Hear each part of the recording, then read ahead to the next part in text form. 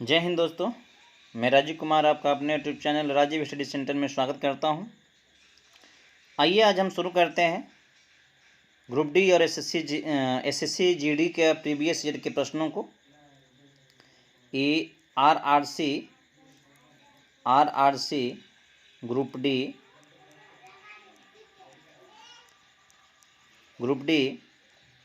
तथा एसएससी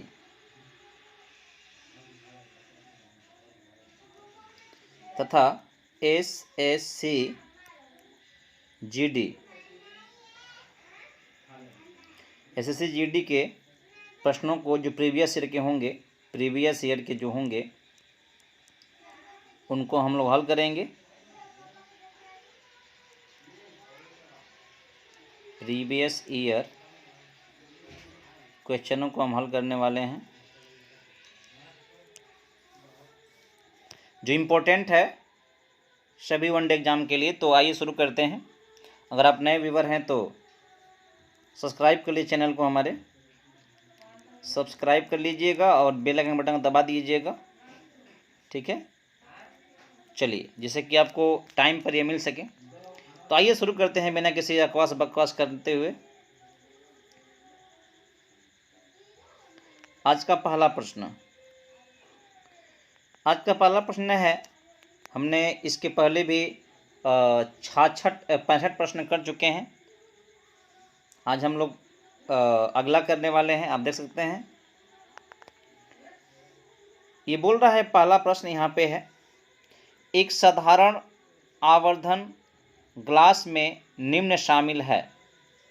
ये फिजिक्स से है, विज्ञान से है। आवर्धक बोलते हैं हम लोग किसी फिगर को वस्तु से बड़ा बनाने को या छोटा बनाने को, मतलब बड़ा बनाने को ही कहते हैं। तो यहाँ पे कह रहा है कि इसका क्या ऑप्शन सही होना चाहिए। उच्च फोकस लंबाई के अवतल लेंस, छोटी फोकस लंबाई के अवतल लेंस, छोटी फोकस लंबाई के अवतल लेंस, उच्च फोकस लंबाई के अवतल लेंस। तो इसका आंसर जो होगा, देखिए यहाँ बाई मिस्टेक जो है ऑप्शन लग चुका है बी पर, छोटी फोकस लंबाई के उत्तल लेंस, ठीक है ना। तो जिसका आंसर होगा ये बी वाला होगा। ये ऐसे ही थ्योरी है, तो इसको आप याद रखिएगा। 66 प्रश्न, नीचे दिए गए आकृति में प्रश्नवाचक के स्थान पर कौन सा विकल्प उपयुक्त होगा, सही होगा, आपको बताना है।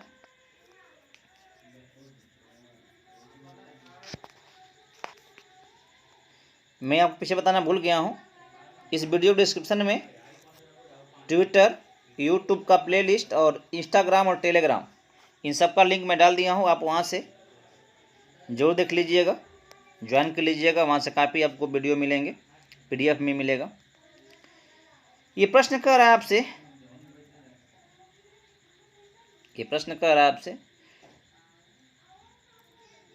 देखिए ये जो आप देख रहे हैं, ये ब्लैक है, इसको लाल कर लेता हूँ, अच्छा दिखेगा। जो दिख रहा है यहाँ पे ये वाला, देखिए यहाँ पे त्रिभुज है और यहाँ पे ओमेगा है, स्टार है और ये प्रतीक का चिन्ह है। अगले स्टेप में क्या हो गया कि देख क्या हो रहा है, यह जो ऐसे क्लॉकवाइज चल रही है, मतलब स्टार यहाँ से यहाँ पहुँच चुका है, देखिए यहाँ पे आ चुका है, ओमेगा यहाँ से यहाँ आ चुका है और ये जो यहाँ से आ चुका है, मतलब ऐसे चल रहा है, ऐसे घूम करके चल रहा है, ठीक है ना। यहाँ देखिए, यहाँ से फिर यहाँ आ गया, मतलब पहले यहाँ था, अब यहाँ पे आ गया, यहाँ पे आ गया। तो अगला स्टेप क्या होना चाहिए, यहाँ पे होना चाहिए, मतलब इसको अगर 4 भाग करते हैं हम लोग, ध्यान दीजिएगा, यहाँ पे ऐसे होना चाहिए त्रिभुज को, ठीक है। और उसके ठीक पहले प्रति आना चाहिए, प्रति यहाँ पे प्रति हो जाएगा, और ठीक उसके पहले स्टार आना चाहिए यहाँ पे, और उसके पहले ओमेगा। तो ये ऐसा फिगर कहाँ दिख रहा है आपको, तो ऐसा फिगर देखिए यहाँ पे दिख रहा है, ये है फिगर आपका, फिगर नंबर सी। और फिगर नंबर सी जो है ना, किस ऑप्शन में है भैया, आप देख सकते हैं यहाँ पे लोग बहुत मिस्टेक करते हैं। फिगर नंबर सी सही है, लेकिन ऑप्शन में वो बी वाला में दिया गया है, सी वाला फिगर का ऑप्शन सी बी वाला में दिया गया, तो आपका बी होगा। बहुत लोग सी मार कर चले आते हैं और बड़ा खुश रहते हैं कि हमने सही मारा है, और जब आंसर किया आता है तो बस गलती हो जाता है। क्या करें, फिर पछताए होत का जब चिड़िया चुग गई खेत। तो हम पछताएं क्यों, पहले ही ध्यान दें, अभ्यास करें। तो ध्यान दीजिएगा। अगला प्रश्न है, उस शब्द का चयन करें जो तीसरे पद से वैसे ही संबंधित है जैसे कि दूसरे पद पहले पद से संबंधित है। वास्तव में ये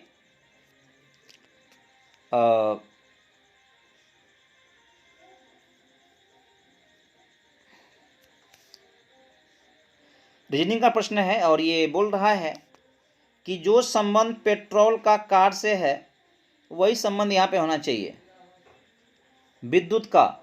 किससे, तो भाई पेट्रोल जो होता है ना कार को चलाता है, वैसे ही जो विद्युत होता है ना वो बल्ब को जलाता है या बल्ब को उपयोग में लाता है। ठीक है, तो ये हो जाएगा आपका ऑप्शन बी हो जाएगा। यहाँ पे आसान प्रश्न था।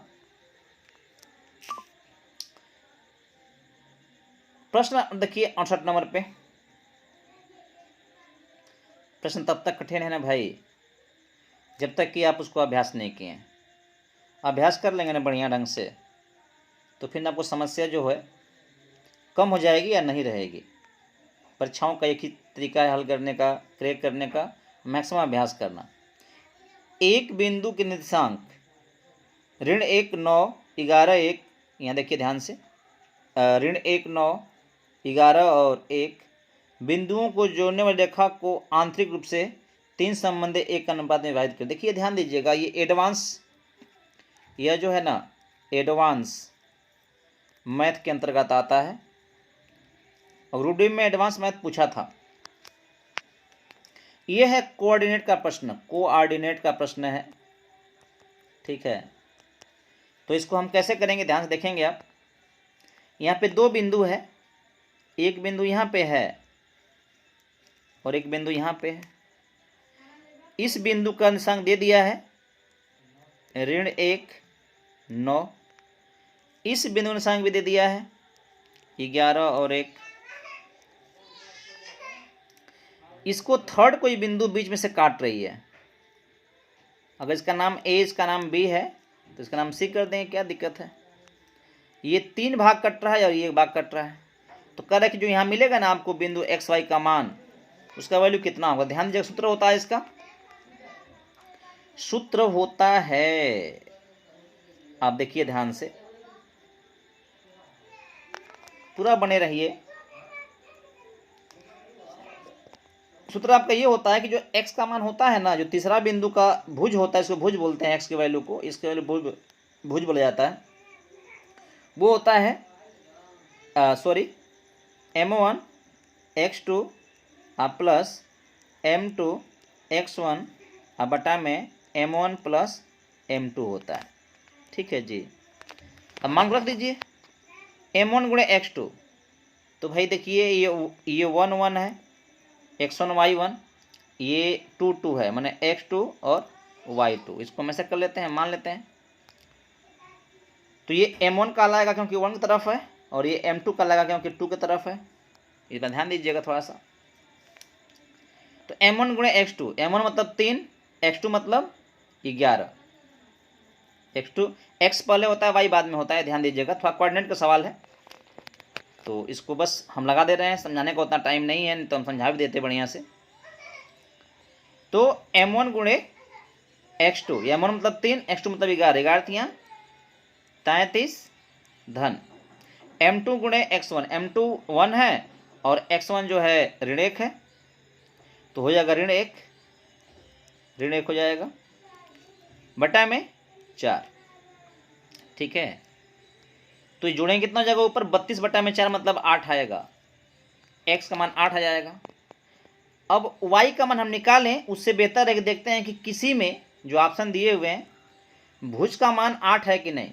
तो भुज का मान देखिए 8 है केवल डी वाले ऑप्शन में, तो y का मान निकालूंगा भी नहीं तो हमारे x के मान से काम चल जाएगा, क्योंकि हम देख रहे हैं कि किसी भी ऑप्शन में एक्स का मान 8 दिया ही नहीं है, 8/d वाला में दिया है। तो एक्स का मान हमारा 8 निकाले हैं, भुज का मान 8 निकाले हैं, तो जो डी में ही मिल जा रहा है तो हम फिर वाई का मान क्यों निकालें, वाई का मान तो अपने आप ही होना चाहिए। तो ये आपका हो गया। नेक्स्ट प्रश्न देखिएगा। नेक्स्ट प्रश्न बोल रहा है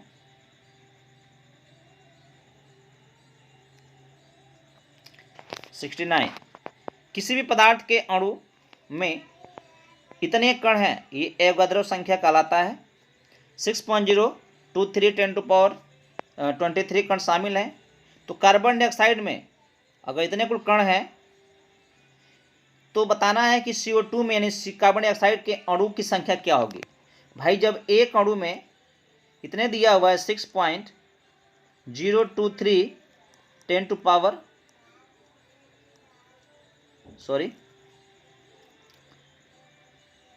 6.023 गुणे 10⁻23,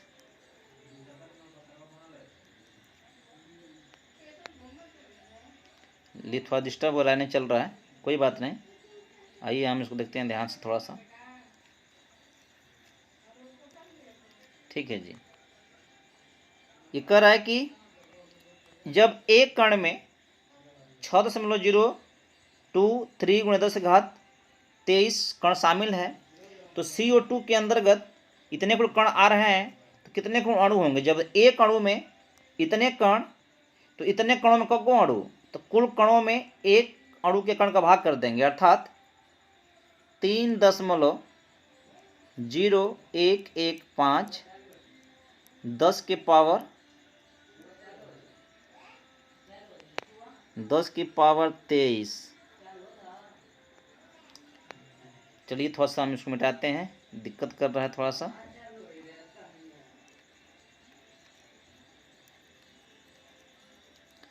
अब बस बने रहिए, थोड़ा सा दिक्कत है लेकिन कोई बात नहीं। चलिए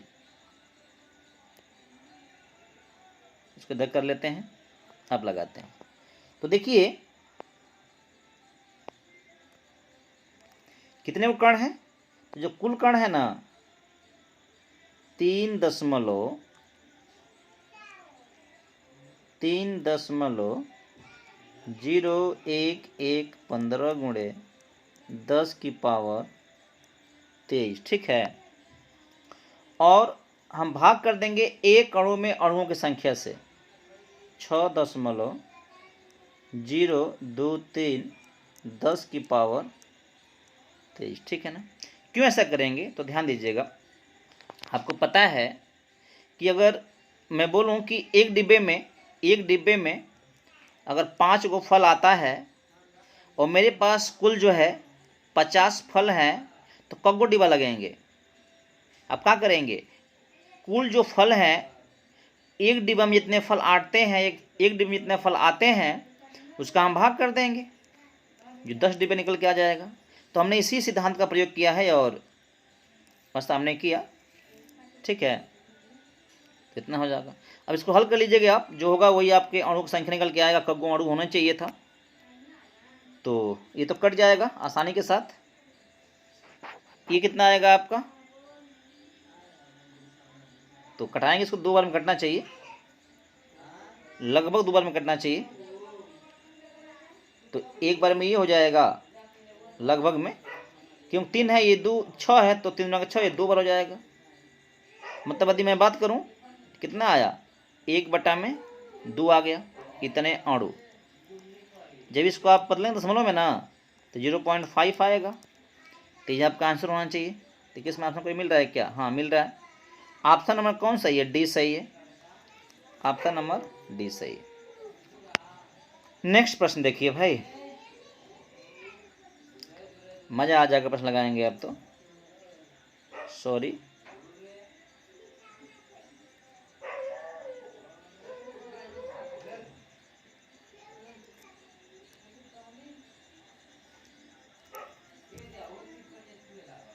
चलिए ये प्रश्न कह रहा है, ये रीजनिंग सवाल है। रीजनिंग सवाल को हम लगाते हैं ऐसे,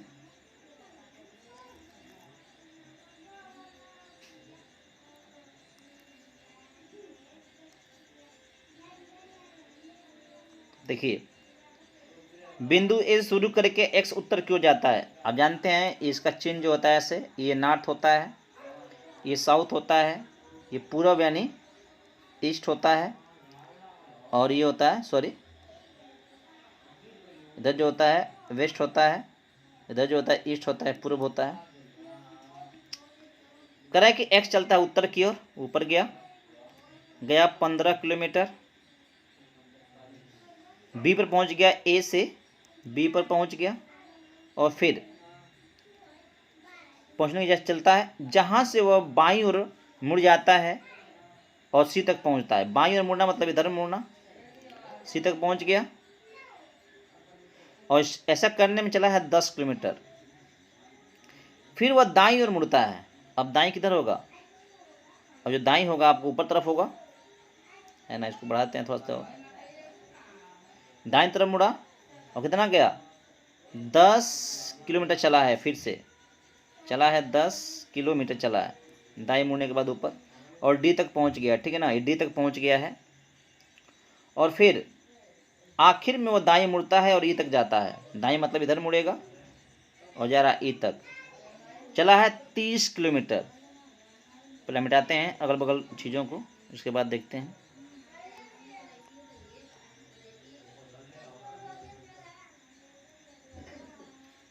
एक मिनट देखिए, तो मिटाते हैं पहले, तो जगह हो जाए तो फिर लगाते हैं। अब ठीक है, ये जाता है 23 किलोमीटर। तो यहाँ से यहाँ तक केवल 10 है, देखिए यहाँ पे 10 दिया है, यहाँ से लेकर 10 तक 10 है। तो ये 20 किलोमीटर आगे जाएगा और यहाँ पहुँच जाएगा, इसका ई नाम रखा है। तो शुरुआती और समापन बिंदु माने अंत बिंदु के बीच की सबसे निम्न दूरी क्या, निम्न दूरी यही आपका हो जाएगा, ये वाला, ये निम्न दूरी हो जाएगी। अब प्रॉब्लम है कि इसको मिलाएंगे आप, यहाँ से इसको मिला दीजिएगा दिया, तो ये कितना बचेगा, ये 20 बचेगा, ठीक है। और ये क्या है भाई, तो ध्यान दीजिए, ये 10 है, ये 10 है, तो 10 आपका ये भी हो जाएगा, ठीक है। ये चला है यहाँ से यहाँ तक, तो चला है 15, ठीक है। तो जब कुल लंबाई हो गई ना, यहाँ से लेकर यहाँ तक जो लंबाई हो गई, ये आपका कितना हो गई, देखो यहाँ बनाया दे फिगर, हम बनाए इसको यहाँ बनाए,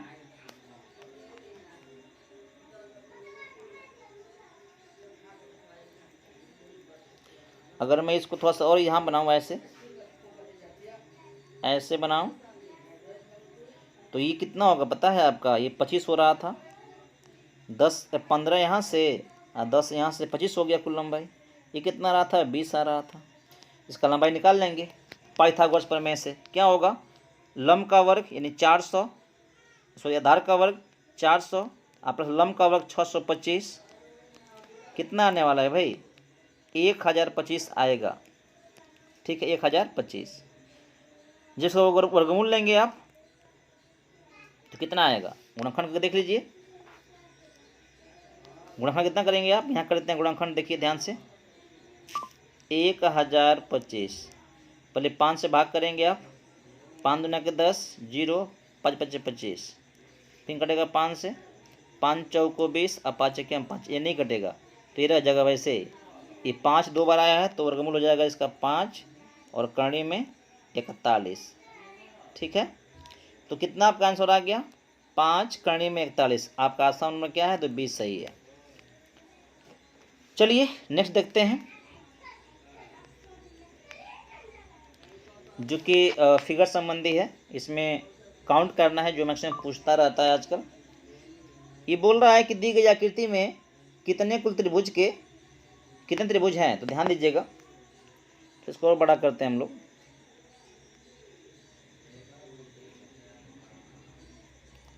देखिए कितने कुल त्रिभुज हैं, देखिए एक तो आपका ये वाला हो जाएगा 1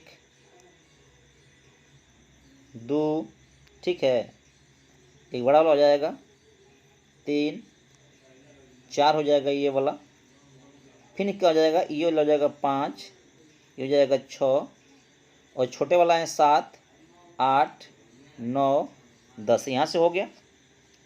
ये हो गया 11, ये हो गया 12, ये हो गया 13, है ना, 13 हो गया। अब देखिए यहाँ से लेकर यहाँ तक पूरा पूरा क्या है 14, ठीक है। फिर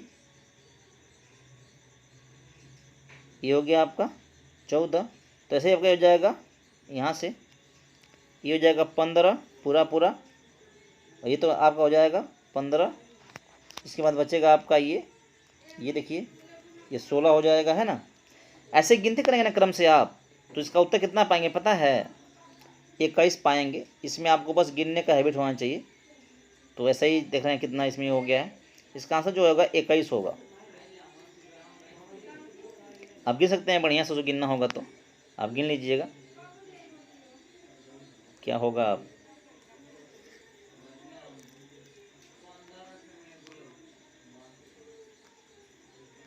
देखते हैं नेक्स्ट प्रश्न को। कर रहा है यहाँ पे किस केंद्र मंत्रालय, तो भाई देखिए ये वास्तव में क्या है, तो ये करंट अफेयर का उस समय का जब परीक्षा हुआ था, तो उसको मतलब यहाँ पे इस समय नहीं है। इसको देख लीजिए। अब से 3 साल बाद पन्ना की आयु यूजिन की आयु से 3 गुने से 4 कम होगी। उसकी वर्तमान आयु उनकी वर्तमान आयु का योग 54 वर्ष है, तो पन्ना की वर्तमान कितना है? तो ध्यान दीजिएगा इसको कैसे लगाएंगे। अब ध्यान दीजिए, अब से 3 साल बाद पन्ना की आयु, तो ये पन्ना है, इसकी आयु पी मान लेते हैं। तो 3 साल बाद कितना हो जाएगा? वर्तमान के 3 साल बाद पी प्लस 3 हो जाएगा। यूजिन का मानते हैं यू वर्ष है, तो उसका भी 3 हो जाएगा, ठीक है। अब जो क्या कर रहे हैं कि जो 3 वर्ष की आयु है ना, पन्ना की आयु है, यूजिन की आयु के 3 गुने के 4 अधिक है। तो ध्यान दीजिए, जो यूजिन का आयु है 3 साल बाद वाला, यूजिन के आयु के 3 गुना आप प्लस 4 कर देंगे, बराबर क्या है? तो बराबर जो है P प्लस 3 है।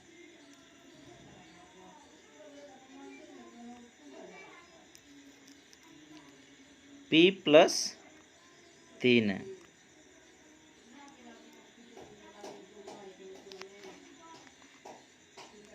थोड़ा दिक्कत जाने पे हो रहा है, कोई बात नहीं।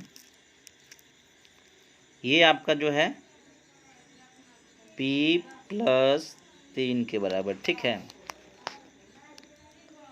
बस छोटा कर लेते हैं हम लोग।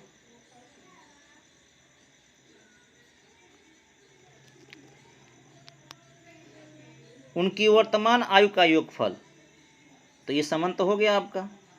चाहेंगे इसको आप तोड़ सकते हैं। u प्लस 3 है यहाँ पे देखिए आपका u प्लस 3 है, इतना है, तो कितना हो जाएगा? ये 3 गुणा कर दीजिए, 3u हो जाएगा, आप प्लस 9 हो जाएगा, आप प्लस 4 तो है वही है, आप बराबर p प्लस 3 हो जाएगा, ठीक है। जब सॉल्व करेंगे अब इसको, तो ये 3u हो जाएगा, अब माइनस p हो जाएगा, अब बराबर 9 4 13 हो जाएगा। यहाँ से जाएगा तो क्या हो जाएगा? ये 3 है वही है पहले से, तो ऋण 10 आ जाएगा, ठीक है। और जब सेकेंड की बात करेंगे, उनके वर्तमान आयु का योगफल, तो वर्तमान क्या है? u है, आप प्लस p है। कितना वर्तमान आयु का योगफल है? तो वो जो है आपका 54 है, ठीक है।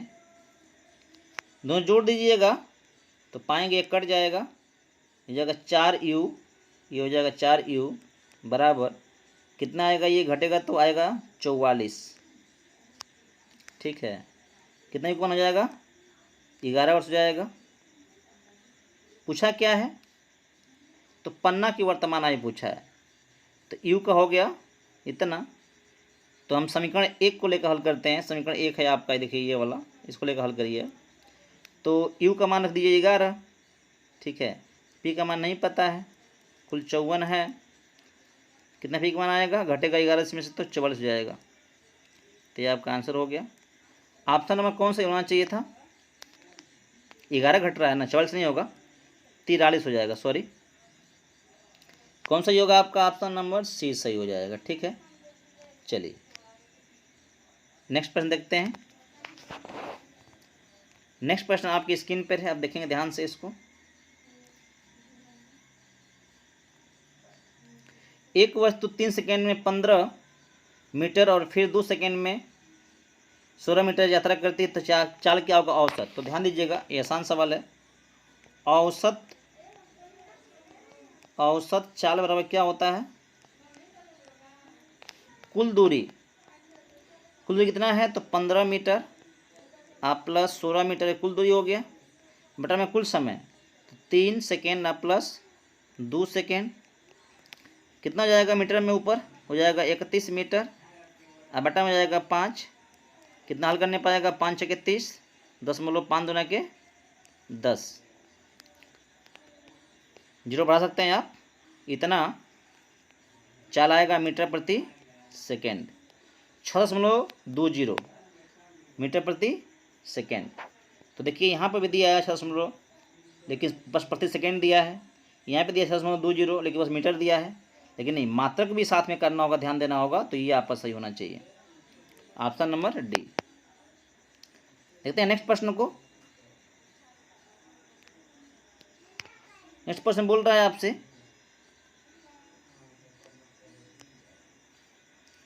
एसिड सभी एसिड के लिए आम तत्व है। आम तत्व मतलब सभी एसिड में पाया जाता है, क्या भाई, हाइड्रोजन। ध्यान दीजिएगा, क्योंकि यही कारक होता है किसी भी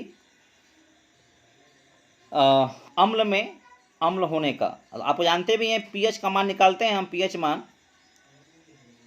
तो पीएच मान में हम क्या देखते हैं, इसमें एच को दिखाना पड़ता है, कितनी एच का मान है, यानी हम कह सकते हैं कि अम्ल में एच का होना अनिवार्य सा होता है, तो इसमें हर अम्लीय में एच पाया जाता है। देखिए नेक्स्ट प्रश्न,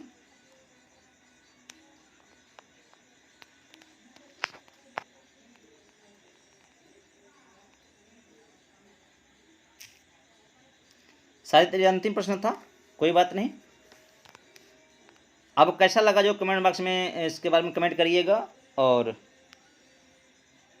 लोगों में शेयर कर दीजिएगा। फिर अगले वीडियो में मिलते हैं, धन्यवाद।